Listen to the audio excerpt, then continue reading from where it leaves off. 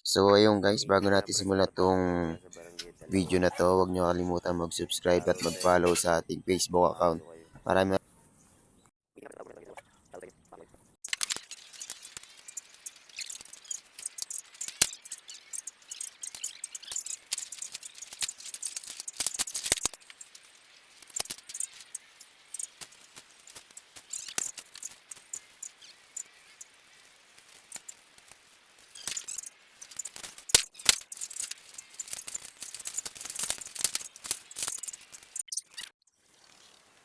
Guys, update ko kayo sa pinupunan yung puno. Ito na siya. Yan guys. Masipag kami. Yan. Kunti po sa amin ng puno din sa ano, mangga. Di kami Kasi pagka hindi natin iwasan yung puno ng mangga, bubuhat yung puno ng mangga. Iwasan po namin na kaibigan. sa Yan. ating Bumagsak po namin sa bukid. Yan po guys. Yaw, ikaw, Isip lang po, dinalaman ng tinsok. Pag-isip lang muna ako sa direction ng hangin para sa mga tulak para hindi kami mahirapan ng Yun. Update ko lang yung sa puno ng puno-ulit. Yan guys. Update ko lang kayo. Mamaya na lang. May video palagi. Basta follow na sa Facebook. Facebook mga Papakihirap kaibigan. kami dito. Okay? Ikaw, anong ginagawa mo sa buhay mo? Life is this. I want this.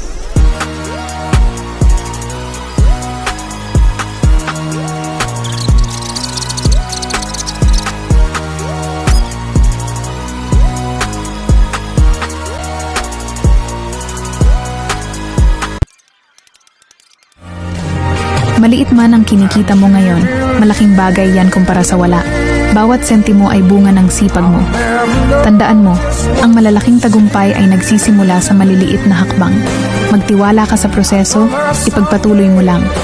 Darating din ang panahon na aanihin mo ang mas malaking biyaya.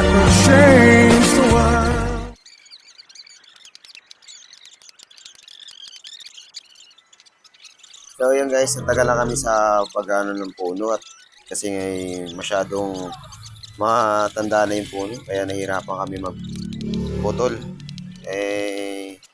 Kaya yun guys, abangan nyo na lang mga mangyayari. So yung guys, naputol na namin puno. Ayun po yung dalawang marites, ano na po sa amin. Tinuturuan po kami ng tamang pagputol ng puno at sabi ko yung nagbablog po kami. Yan po. Maraming salamat po sa manonood ng video. Thank you po. So yun guys, ang kasama ko nga pala si Erickson Marquez. Yan po yung tikihitak po ng lubid para po maano po yung puno. So yun guys, natapos po namin yung puno, napabagsak na po namin. At susunod naman po namin linisin yung mga palapa po. Yung mga dahon po ng mga puno ng buko para po malinis po yung pagkakaano namin. Maraming salamat po sa panonood ko ng video. Ingat po kayo palagi and God bless po. Maraming salamat po. Huwag niyo po kalimutan mag-follow at mag-subscribe po sa aking YouTube channel.